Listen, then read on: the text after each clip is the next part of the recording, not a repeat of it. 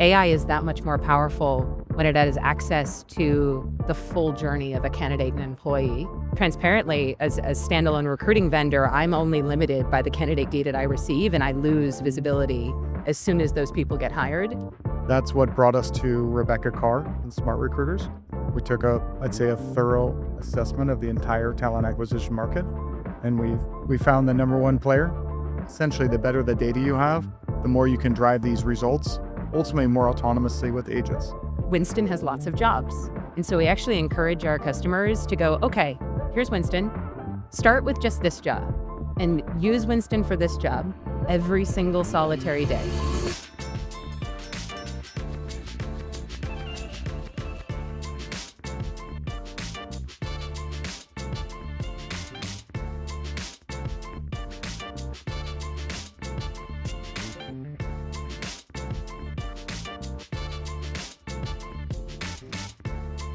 Hey everyone, this is Bob Pulver from Elevate Your AIQ, broadcasting live from HR Tech 2025. The expo just opened. We are here in the HR Executive Studio, so if this does make it out live, come by and check us out. I am fortunate to have two special guests. Rebecca Carr, why don't you just give us a quick intro about your background? Sure. Rebecca Carr, CEO of SmartRecruiters. I've been in the HR tech space, I think, going on 17 years now, largely in product management. I think this is the third applicant tracking system that I've worked on. So JobVite, Branch Out back in the day, if you remember that one. Yep. SmartRecruiters, just really passionate about solving recruiting tech problems. And I've made a career out of it, I guess. Awesome. And Dan Beck from SAP SuccessFactors. Tell us a little bit about you and your background. What got you to where you are? Yeah, good to see you. Dan Beck, I'm the General Manager and Chief Product Officer at SAP SuccessFactors. I've been there a little over a year and a half, thanks. I, similar to Rebecca, long time in the HR tech space, companies like Workday for a decade, and my own company in the contingent labor space called Utmost that I sold in 2022 to Beeline. Yeah. And grateful to be here. Similar to Rebecca, it's fun to innovate and serve people.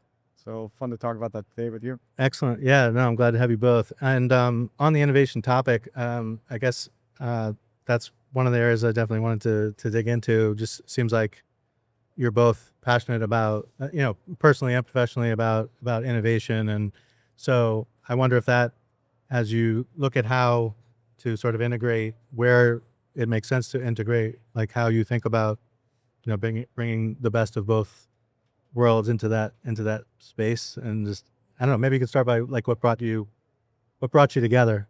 Whose idea was this? I'll let Dan start with that one then. Whose idea? Well, we saw an opportunity to serve our customers more in the talent acquisition space. We have a recruiting product today with many customers, and we were seeing that there was a series of gaps on things we wanted to do to move more quickly in the market. And it's a super critical market for our customers, $8+ billion annually spent. It's the front of your talent pipeline. So how you get candidates into your firm, and it's moving and changing very rapidly. And so we made a decision that we wanted to serve our customers more rapidly. We didn't want to be in the middle of the pack. We wanted to serve our customers better than that. And so that's what brought us to Rebecca Carr and SmartRecruiters. We took I'd say a thorough assessment of the entire talent acquisition market, and we found the number one player and SmartRecruiters and Rebecca. Awesome. Yeah. I mean, I've focused on the recruiting tech problem for a long time in best of breed. And as a core workflow, it can stand alone quite well and can integrate into core HR. But I think in this new world, where AI is sort of the biggest theme, like on this floor today. Yep. AI is that much more powerful when it has access to the full journey of a candidate and employee through their work history and experience working within an organization or across organizations. And transparently, as a standalone recruiting vendor, I'm only limited by the candidate data I receive, and I lose visibility as soon as those people get hired.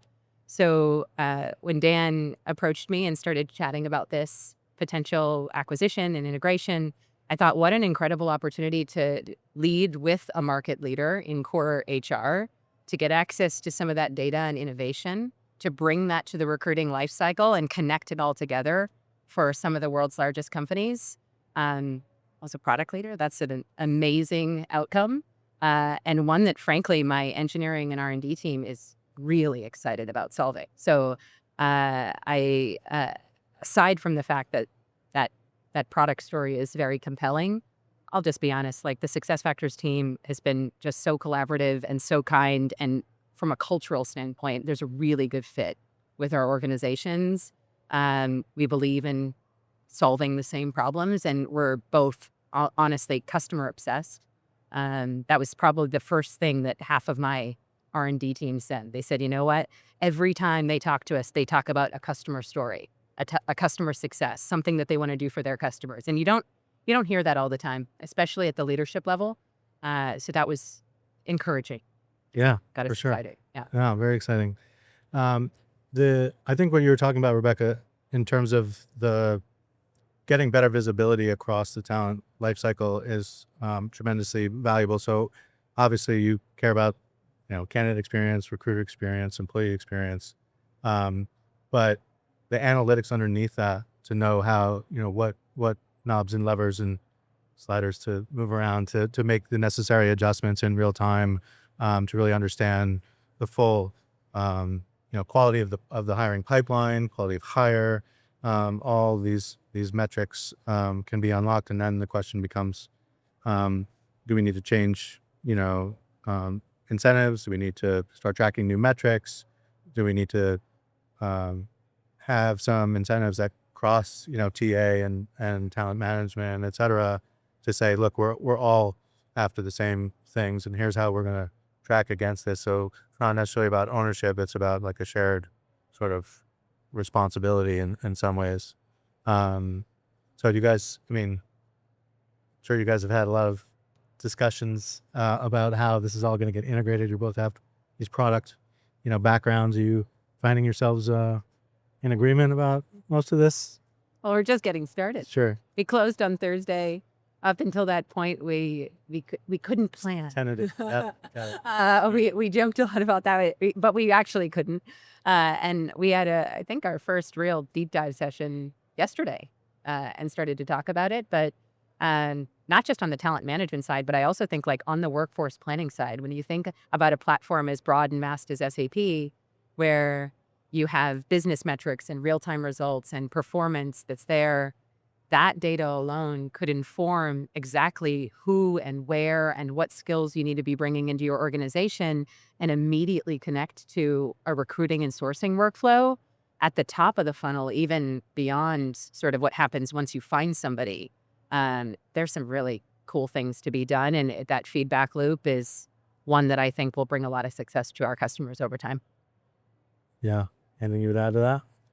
Yeah, no, I think that also Rebecca's got it exactly. We think the world's coming alive to the idea of having a more robust data plane fed into an AI layer. So if you think about what your AI is able to do, how can it serve you? How can it further a candidate experience? Even on the topic of skills, certainly there's a balance between bringing new skills into your organization. Okay, cue SmartRecruiters, or reskilling, upskilling. Okay, cue, say, SuccessFactors learning. And so having that data to feed into the entire talent lifecycle is a really compelling opportunity. And we think of it as essentially the better the data you have, the more you can drive these results, ultimately more autonomously with agents. And it's not just across the SuccessFactors suite, though we're really proud of our full suite of offerings, payroll time, core HR, learning, you name it, but also across the entire SAP suite. So one of the questions we get often is, what am I paying for skills? What's the cost of labor? Do I have the right mix of full-time employees versus contingent?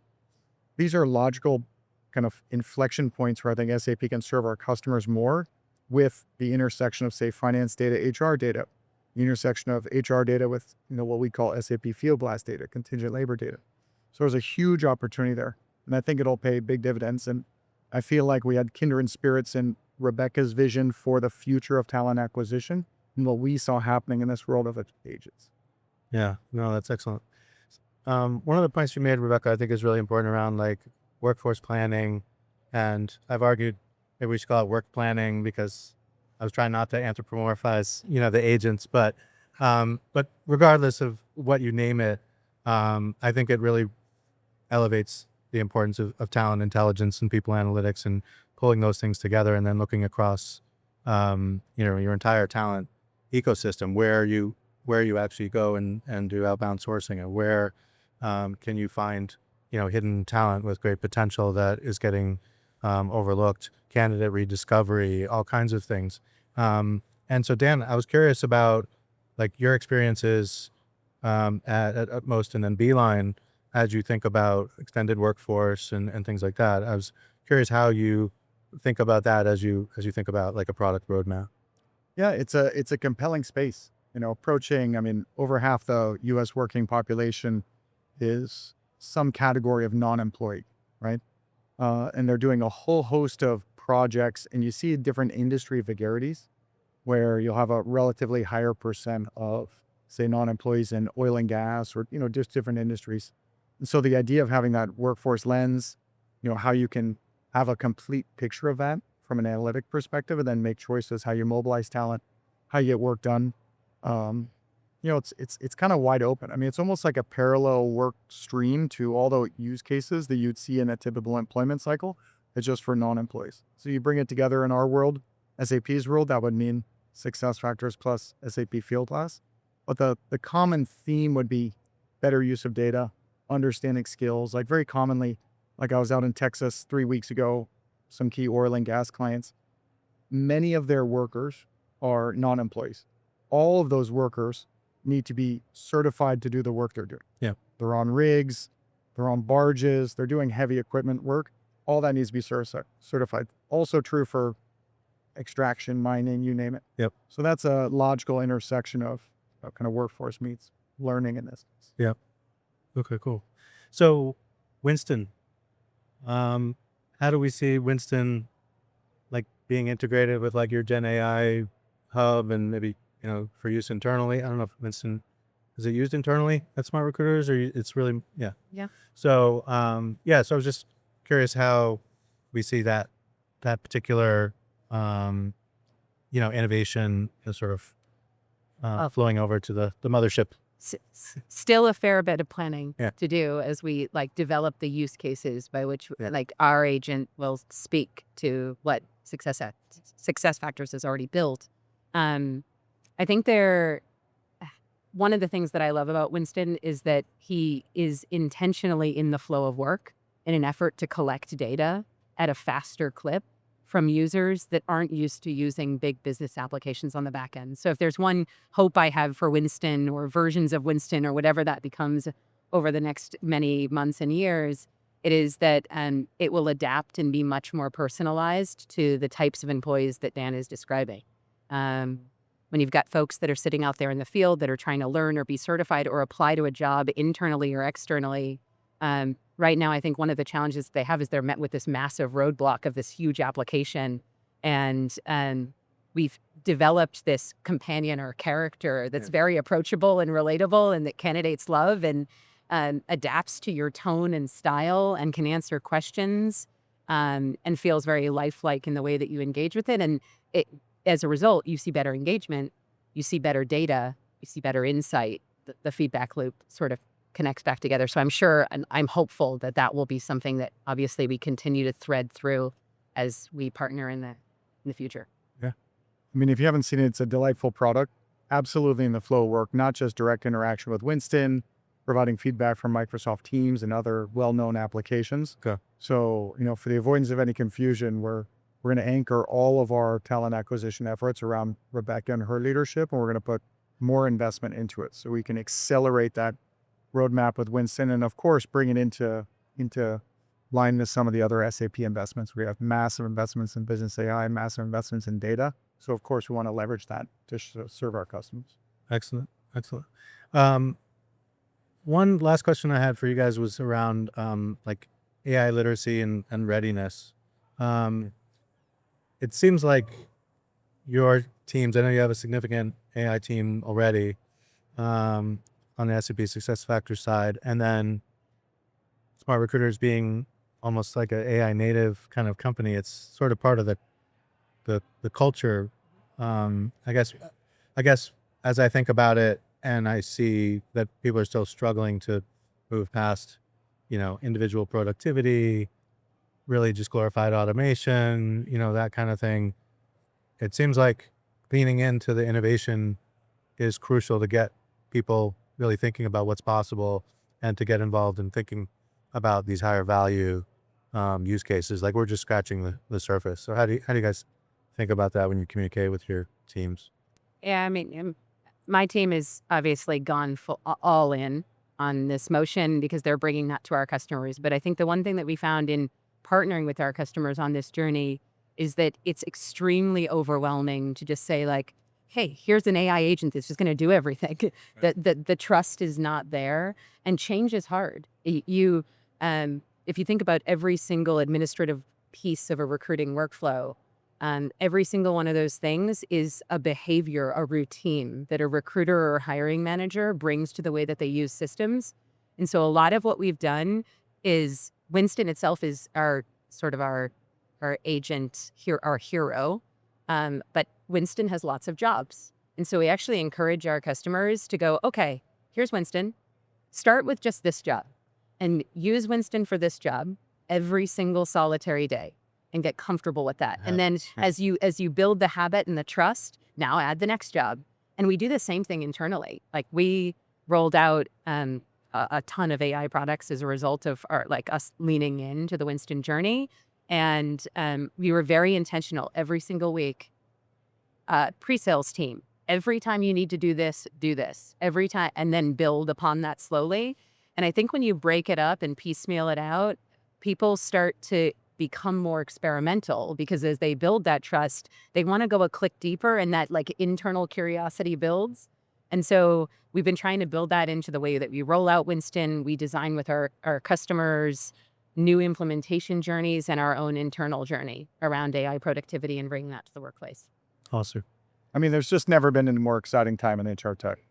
The advent of these increasingly powerful AI tools brought to these key workflows. And I just attended the keynote with Nicole from IBM, the CHRO of IBM, and she said, don't automate a mess, right? Like, you need to know your processes. And this is part of what's so great about SmartRecruiters, a very thoughtful, elegant, you could say, candidate experience. So it's a great application of Winston to bring a better experience to that. But to your question, we have a very heterogeneous landscape of skills with respect to AI. Yeah. And we're just trying to make it more approachable. I think personifying AI like Winston makes it immediately more approachable. But I talk all the times with my engineers about falling in love with solving customer problems, not pushing our products. And so, but we have a growing number of tangible, approachable use cases, customers in the real world using AI in production, that then kind of ups the bar. And so I'll give you one example, Bob. We've got a customer, Standard Chartered Bank. It's a straight up the middle performance management use case, performance, generative AI for performance goal creation, et cetera. Okay. Live in 3.5 months, 85,000 employees, 50 countries. And so the message to other customers is, if a highly regulated 150 plus year old bank can get into production in 3.5 months, you can too. It's a fantastic team, but certainly that gives people confidence that they can too. And so I think Winston will be an absolute huge asset on that journey. Excellent. Sounds great. Well, I wish you both the best of luck with Thank you. all the planning, and congrats again. Thank you so much for being here. This is great. Thank you. Thank you. And thanks everyone.